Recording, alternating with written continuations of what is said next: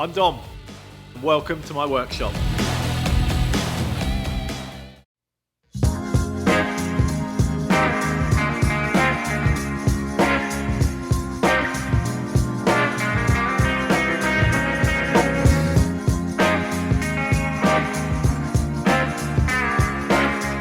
Here's the next predicament for you. This is the headset for the Vespa. And I'm stuck. I've been pondering, this has been on the bench for quite a while now, and I've kind of been pondering over what to do. Do I repaint it or not? And I still, to be honest, don't know. It's quite bad. This is made of aluminium, it's cast aluminium. So it's not rusty. So I could leave it, but it's obviously filthy. I need to clean, that's all bad. This one turns, that's my gears. 1, 2, 3, 4, see there? Everything else is seized, unfortunately. So I'm basically going to have to strip this thing completely apart because I want to make sure that all of these moving parts, this is throttle, clutch, front brake, gears, all of that, all the hand controls are involved in this headset. So it's a really important part. I need to make sure that all these pieces are not damaged, first of all, which already I can see one of the levers is snapped, so I'll have to change that. Give it all a really good clean, re-grease, replace anything that's broken, and rebuild it. But I just don't know what to do with the paint. What do you think? Let me know.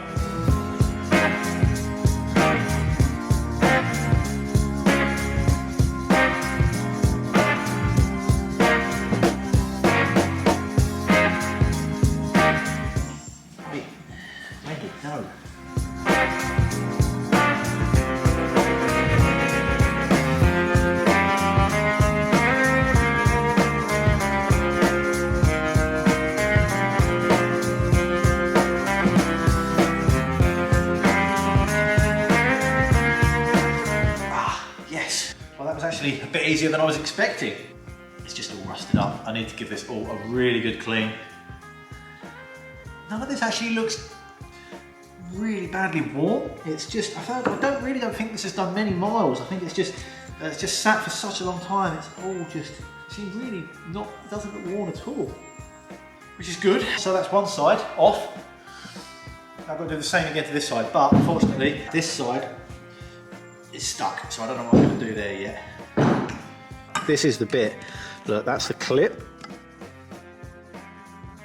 There you go, clip. Get that out of the way. Of course, the other side, these all just fell off. This side, not so much.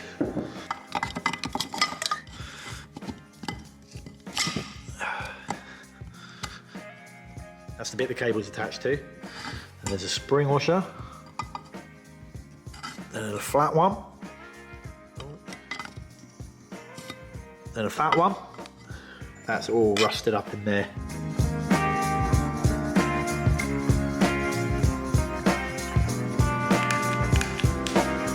I'm doing it on a blanket which is flammable, which is not ideal. I want to try not to damage this original yellow paint because I'm still not sure if I'm going to repaint it or not. So for the minute, I'll just be as careful as possible. This tube is steel, the casing's aluminium, so I just want to try and heat up the steel part.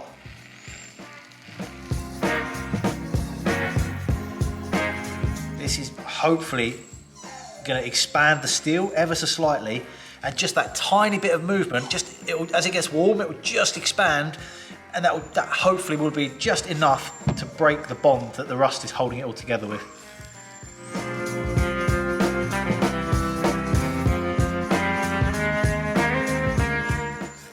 Obviously, in doing that, I've got to get it up to a certain temperature for the steel to actually move, but at the same time I don't want to cause any damage to the paint, so I'm kind of on a bit of a, do I heat it up a lot, then it will definitely come out, but I'll ruin all the paint. So I'm sort of going to proceed with caution.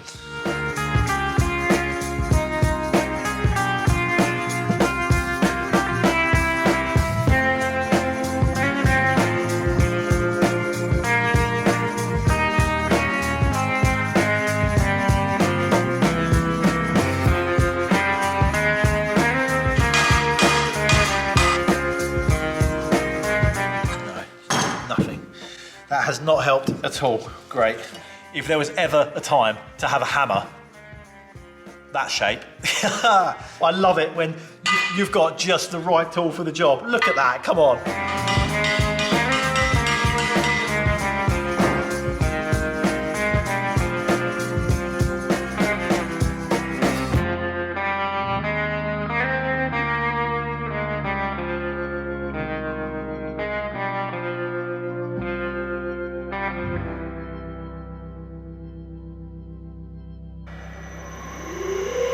This might be interesting to show you. This is cobbled together from random pieces. Look, this is an old 3-phase sort of bench grinder.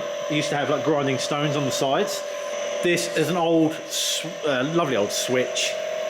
MEM, it's like a proper, off of a big old machine. So I've made this base plate, made this bracket, and then put a old machinist's lamp on the top that I can angle around where I fancy. And then it sits on this awesome base, which is actually, I don't know, is that German? Who knows?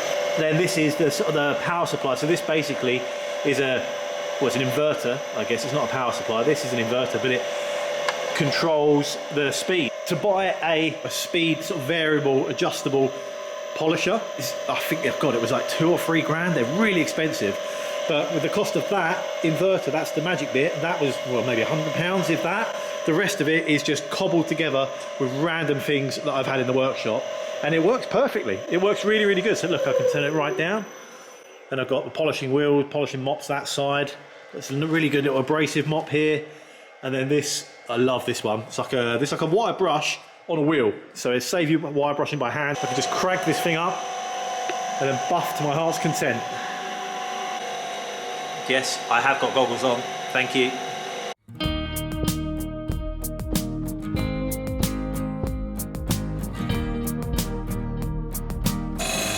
This is so good, having the variable speed. You have to be so careful with these polishing machines because they have a tendency to, if you're not careful, they'll snatch the part out of your hand and it will rip it across.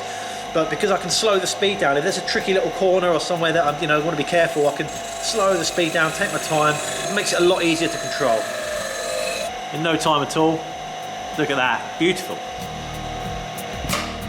This is the headset after a good clean scrub, a degrease. When I took the grip off, look at this, I love this bit.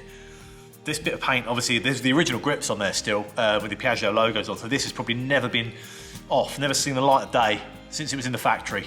How cool is that? And they're shiny as anything. That's a bit of a find. That'd be really good actually, something like that would be really good for a colour match. If you wanted it in the future to colour match it, to see what colour it would have been, that would be perfect because it's not been exposed to the sun, so it hasn't faded, hasn't bleached in the sun. That is as it should be. It looks brilliant. Shame the same couldn't be said for the rest of it. This is not looking quite so good, but it's not bad. What do you think? I've buffed up that bit now, so that goes in there nicely. It's not bad, is it? Come on. This area here is quite bad in particular. So I'm just gonna go now with a primer and basically colour in. It's just like a big colouring in book, this. Colouring in between the lines, and I'm going to pick out some areas, build them up with a few layers of primer, because obviously this yellow paint has got a certain thickness to it. So there's a step where there's yellow paint, and then where there's bare metal, it kind of steps down. So I'm going to try and bring that level of the bare metal back up with the primer till it's level with the yellow paint. And then I can put a final coat of yellow paint over the top. But I'm only going to do that in some select little areas, only the very, very worst areas, just to blend it all back in. Any areas where it's starting to flake off, I can just float this primer underneath the paint and it will just help stick it back down and just tidy it all up a little bit. So I don't want it to look smart, a little bit smarter than this, but still retain all that original character that it's got at the moment.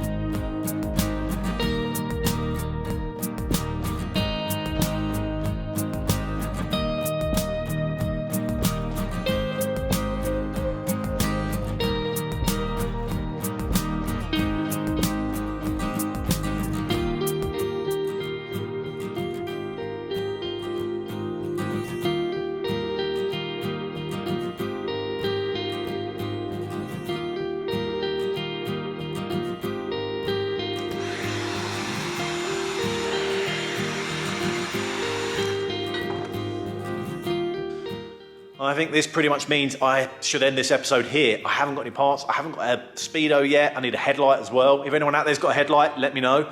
But yeah, I hope you've enjoyed the episode. If you have, please give me the thumbs up, subscribe, and leave a comment below. Thank you.